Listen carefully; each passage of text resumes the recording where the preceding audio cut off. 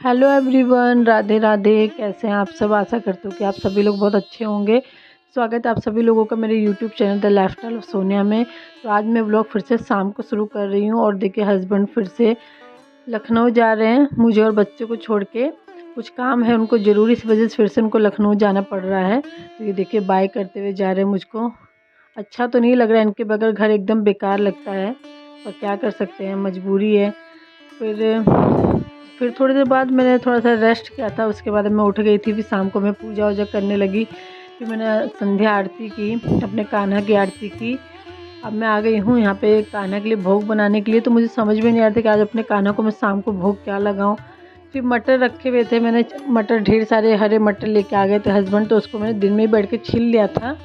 तो आज मैंने जो है दिन में मटर की कचौड़ी भी बनाई थी। तो हस्बैंड रास्ते में लेके गए, उन्होंने कहा था कि बना देना, मटर की कचौड़ी बना देना और पैक कर देना रास्ते में, जैसे मैं खा लूँगा। तो फिर मैंने मटर की कचौड़ी बनाई थी। तो मटर छिली रखी हुई थी, तो फिर मैंने सोचा कि चलो शाम को मटर की पकौड़ी भी बना लेते हैं।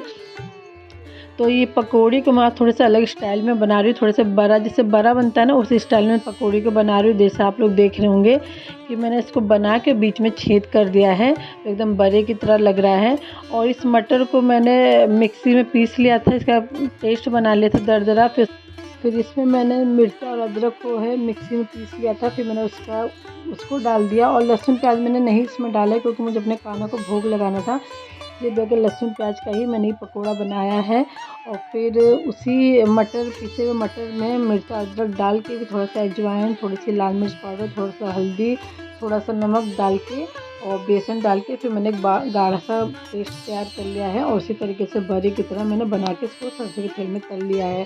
तो पहले मैं अपने कान्हा के लिए बना रही हूँ, अपने कान्हा को भोग लगा दूँगी, उसके बाद फिर अपने और बच्चों के लिए बनाऊँगी और फिर चाय बनाऊँगी। तो चलिए फटाफट बना लेते हैं।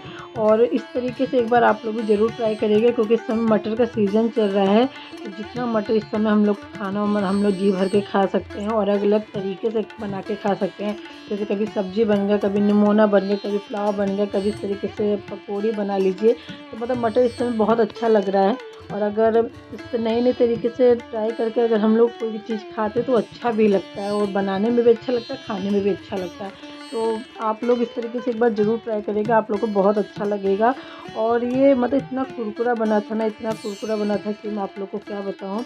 तो ये मैं वॉइस ओवर कर रही हूँ, इसलिए मैं आप लोग को बता रही हूँ कि बनने के बाद इतना कुरकुरा बना था, एकदम खस्ता, और आप लोग को देख के ही लग जाएगा।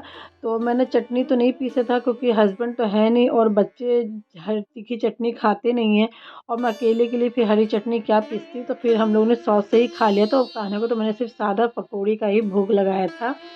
तो क्या कहते हैं, चटनी के लिए जो है मतलब हरी चटनी के साथ तो ये पकौड़ी बहुत ही अच्छी लगती है। पर हस्बैंड होते तो मैं पक्का मतलब चटनी पीसती, पर बच्चे नहीं खाते। फिर मैंने भी अपने लिए आलस कर लिया, मैंने कहा अकेले के लिए मैं क्या चटनी पीसूँगी। पर इस सॉस के साथ बहुत अच्छा लग रहा था पकौड़ी। तो आप लोग इस तरीके से एक बार ज़रूर ट्राई करिएगा, मेरा विश्वास करिए कि आप लोग को बहुत पसंद आएगा। और मैं जानती हूँ कि बहुत लोग ये वाली डिश जानते भी होंगे, बहुत लोगों ने ट्राई भी किया होगा, बहुत लोग बनाना भी जानते होंगे। तो जिन्होंने अभी तक नहीं बनाया तो प्लीज़ वो मेरे कहने पे एक बार इस तरीके से ज़रूर ट्राई करिएगा, आप लोगों को बहुत अच्छा लगेगा। तो चलिए मैं इसको हल्का सुनहरा होने तक तल लेती हूँ, और फिर भोग लगाने के बाद फिर अपनी सबके लिए चाय और फिर पकौड़े अपने सबके लिए बनाती हूँ।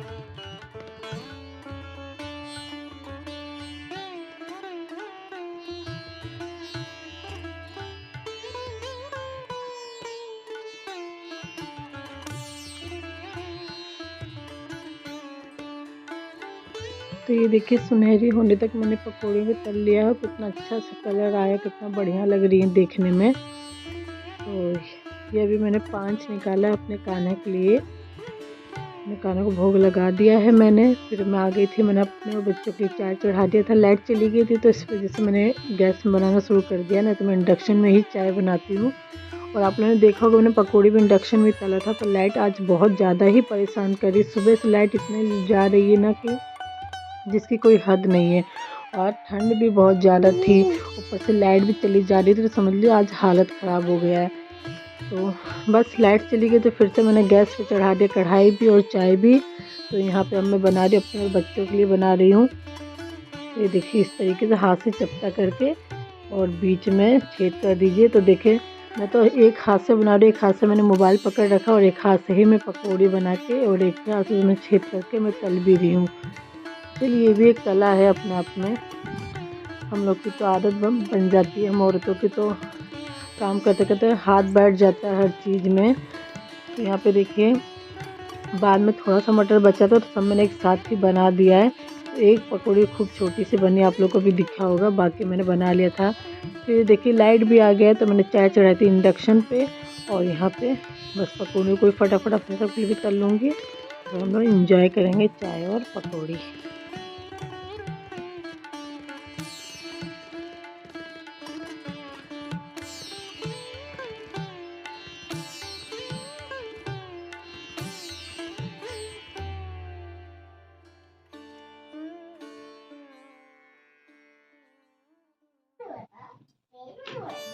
तो ये यहाँ पे देखिए मैं पकौड़ी की आवाज़ भी आप लोग को सुना रही हूँ, कितनी करारी पकौड़ियाँ बनी हैं और कितनी कुरकुरी बनी। देखिए आवाज़ से ही आप लोग को पता लग रहा होगा, देखने में तो लग ही रहा है, आवाज़ से भी अंदाज़ा हो जाता है।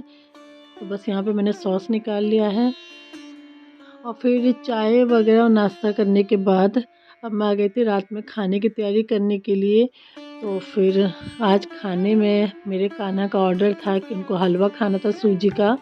तो पहले तो एक बार मेरे मन में आया कि नहीं मैं आज सूजी का हलवा बनाती हूँ, फिर मैंने मन में आया कि नहीं कुछ और बनाती हूँ, फिर बार बार मन में बार आ रहा कि नहीं हलवा ही बनाती हूँ। तो फिर बस यही मतलब मेरे कान्हा का आदेश था तो हलवा मुझे बनाना ही था, क्योंकि बार बार वो ही मन में डालते हैं, जो उनको खाना होता है वो ही मन में डालते हैं। तो इसी वजह से हमारे मन में ख्याल आता है। तो बस आज मेरे मन में बार बार सूजी का हलवे का ही ख्याल आ रहा था। तो मैं कह रही चलो ठीक है, अपने कान्हा के लिए आज रात के खाने में हलवा ही बनाते हैं। तो यहाँ पे मैंने घी में जो है पहले ड्राई फ्रूट्स को थोड़ा सा भून लिया है। तो ड्राई फ्रूट्स में मेरे पास से बादाम और किशमिश ही रखा हुआ था, मतलब काजू और मखाने वगैरह थोड़ा ख़त्म हो गए थे। तो बादाम ही मैंने बारीक बारीक काट लिया और फिर किशमिश को काटा है और घी में थोड़ा सा भून लिया है। फिर उसी कढ़ाई में मैंने थोड़ा सा 1 चम्मच घी और डाला है और उसमें फिर मैं थोड़ा सा सूजी को भून लूँगी। तो सूजी हल्का ब्राउन होने तक मैं भूनूंगी।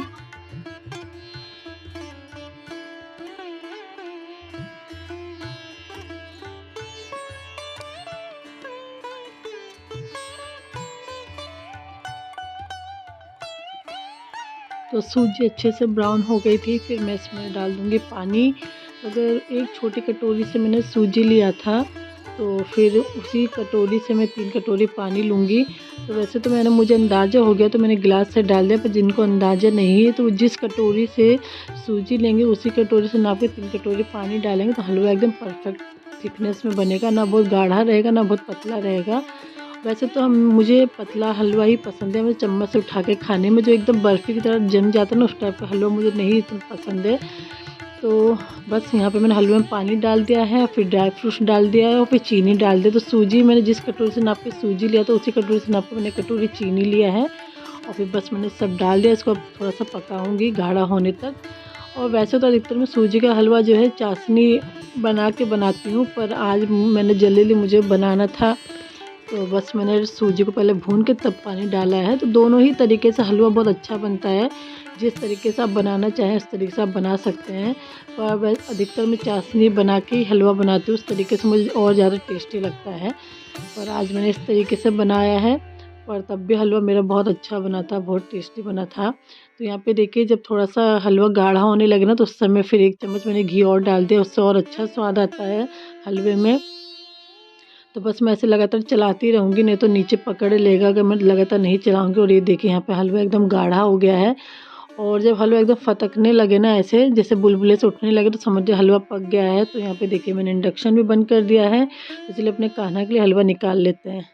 तो यहाँ पे मैंने अपने कान्हा के लिए हलवा निकाल लिया है। अब इसको थोड़ा सा ठंडा करने के बाद अपने कान्हा को मैं भोग लगाऊंगी, क्योंकि गरम गरम अपने कान्हा को नहीं खिलाऊंगी तो उनका मुंह जल जाएगा। तो हलवा जब थोड़ा सा ठंडा हो जाएगा तभी मैं उनको भोग लगाऊंगी। यहाँ पे देखिए हलवा ठंडा हो गया है।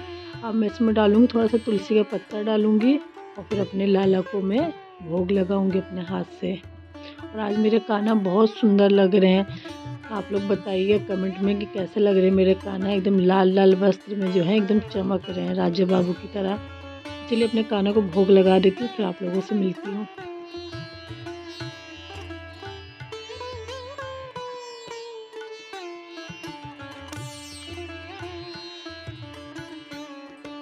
कान्हा को भोग लगाने के बाद अब मैं आ गई हूँ अपने और बच्चों के लिए यहाँ पे खाने की तैयारी करने के लिए। तो खाने में कुछ स्पेशल नहीं बन रहा है, सब्ज़ी रखी हुई थी पनीर की, बस मुझे पूड़ी बनाना था तो फटाफट मैं अपने और बच्चों के लिए पूड़ी निकाल लेती हूँ, तो हम लोग भी खाएंगे। और कान्हा को तो मैंने हलवे का भोग लगा ही दिया, तो चलिए फटाफट पूड़ी बना लेती हूँ और फिर हम लोग भी डिनर करते हैं।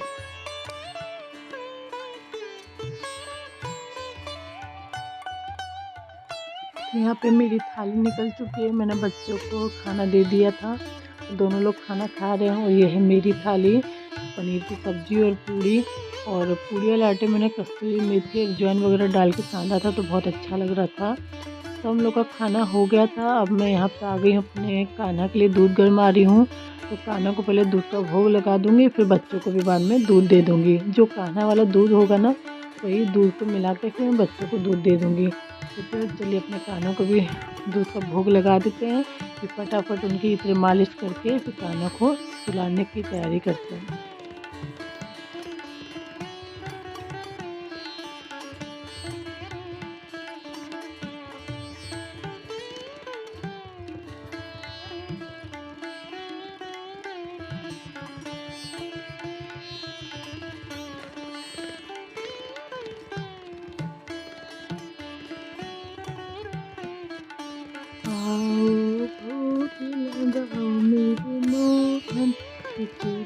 भोग लगाओ मेरे मोहन, आओ आओ भोग लगाओ मेरे मोहन, रुचि रुचि भोग लगाओ मेरे मोहन।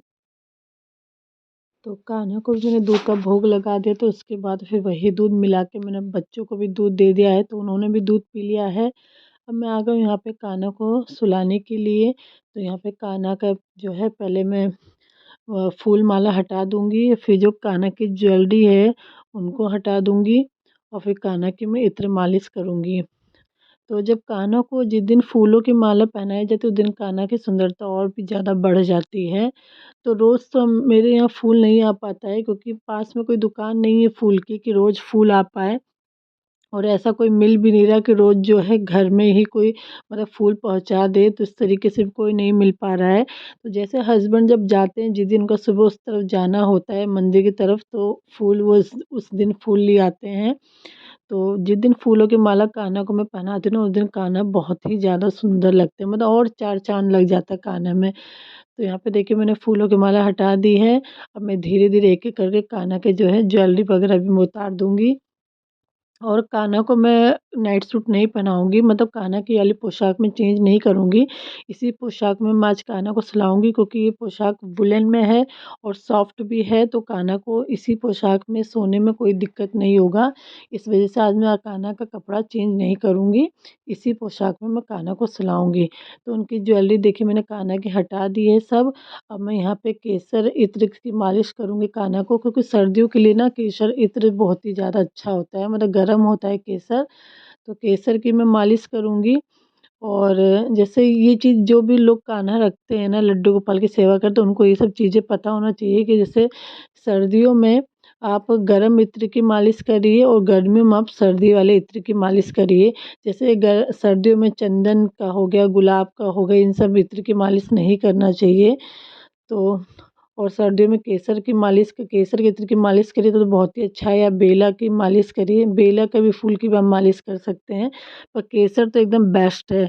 और जब गर्मियाँ आ जाएँ तो आप उसमें इन कान्हा को चंदन की मालिश करिए, गुलाब के फूलों के इत्र की मालिश करिए, तो बहुत अच्छा होता है। तो यहाँ पे देखिए ये केसर का इत्र जो है हस्बैंड लखनऊ से लेकर आए थे कान्हा के लिए, तो वही वाला इत्र मैं लगा रही हूँ अपने कान्हा को, और बढ़िया से लगा के मैं हल्के-हल्के हाथ से मालिश कर दूँगी और थोड़ा-थोड़ा इनका हाथ पैर भी दबा दूँगी, क्योंकि कान्हा बैठे-बैठे भी थक जाते हैं और बच्चे हैं, छोटे हैं, तो थकान तो लग ही जाता है। जैसे हम अपने बच्चों की मालिश करते हैं, तो ये भी तो बच्चे हैं हमारे, तो इनकी भी मालिश ज़रूरी है। तो मैंने हल्के-हल्के हाथों से कान्हा का हाथ पैर दबा दिया है और अब मैंने इनके यहाँ पे लगा दिया बिस्तर मैंने लगा दिया है। तो देखिए जो ये इनका जो बिस्तर तो लगाया है, मच्छरदानी लगा दी है, और जो इनका जो बिस्तर है ना वो भी वूलन का है, तो इसमें कान्हा को और आराम मिलता है। तो बस मैं अच्छे से अपने कान्हा को इसमें लिटा दूँगी और बढ़िया से मैं एक ऊपर से कंबल ओढ़ा दूँगी अपने कान्हा को, तो मेरे कान्हा को एकदम सर्दी नहीं लगेगी। और तो यहाँ पे देखिए मैंने बढ़िया से अपने कान्हा को लिटा दिया है और अपने कान्हा के पास ही मैं इनकी बाँसुरी भी रख दूँगी, क्योंकि बाँसुरी तो इनको बहुत प्रिय है, तो बाँसुरी इनसे अलग नहीं करना चाहिए। तो इनकी बाँसुरी मैंने इनके तकिए के पास रख दिया है नीचे।